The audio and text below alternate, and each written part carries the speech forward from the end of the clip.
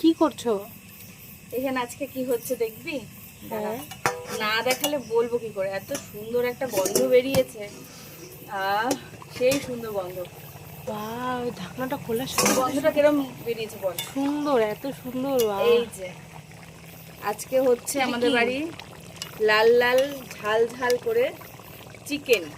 ও, রুটি হয়েছে, ভাতও হয়েছে, ভাত আমরা খাবো আর এমনি সবাই রুটি খাবে।